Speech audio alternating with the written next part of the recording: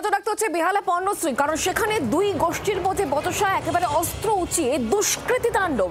দুটি পৃথক অভিযোগের ভিত্তিতে ইতিমধ্যে পুলিশ মামলা রুজু করে তদন্ত শুরু করেছে। এই ঘটনায় 3 জনকে পুলিশের তরফ থেকে গ্রেফতারও করা হয়েছে। কালী পুজো এবং সেই কালী পুজোয় দুটো গোষ্ঠীর মধ্যে গতকাল সংঘর্ষ বাধে।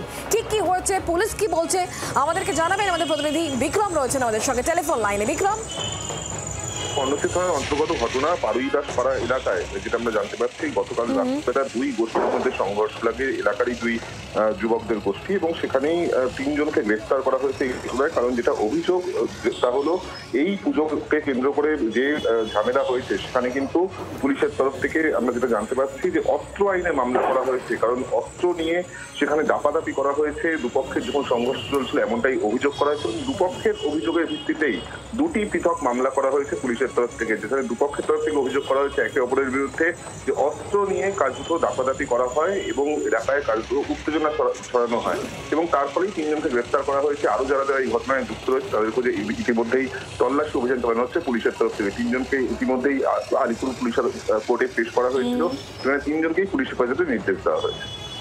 ধন্যবাদ বিক্রম আমাদের সঙ্গে টেলিফোন লাইনে থাকার জন্য। প্রাক্তন পুলিশ কর্তা সত্যজিৎ বন্দ্যোপাধ্যায় এই মুহূর্তে আমাদের সঙ্গে রয়েছেন টেলিফোন লাইনে। সত্যজিৎ বাবু, কালী পুজো, সেখানে দুই গোষ্ঠীর সংঘর্ষ এবং অস্ত্র উঁচিয়ে দুষ্কৃতী তাণ্ডব, এটা কতটা চিন্তার বলে আপনি মনে করছেন?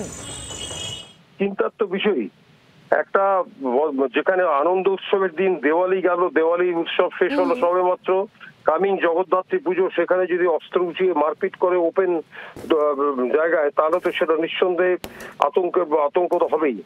আমার মনে হয় পুলিশকে শক্তভাবে এটাকে ধরতে হবে, নিরপেক্ষভাবে যারা যারা এন্টেঙ্গেল হয়েছে, যারা যারা যুক্ত আছে তাদের প্রত্যেককে ধরতে হবে, এবং তারা কোথা থেকে অস্ত্রগুলো পাচ্ছে সেই অস্ত্রগুলোকে রিকভারি করতে হবে, এবং যারা ওদেরকে অস্ত্র সাপ্লাই করেছে তাদেরকেও সেই কেন তারা অস্ত্র কিভাবে সাপ্লাই করলো, কে তাদের পয়সা করে দিল, প্রত্যেকটা জিনিস আপনার ইনভেস্টিগেশনের আওতার মধ্যে আছে।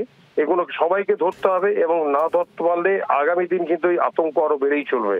এবং সমাজের কাছে বার্তা দেওয়া উচিত হবে যে এরকম মারপিট করলে তাদেরকে পুলিশের লকআপে যেতে হবে এবং পুলিশ তাদের অ্যারেস্ট করবে।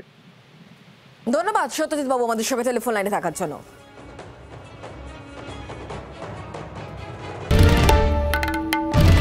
বাংলার আওয়াজ, বাঙালির আবেগ, জি 24 ঘন্টা।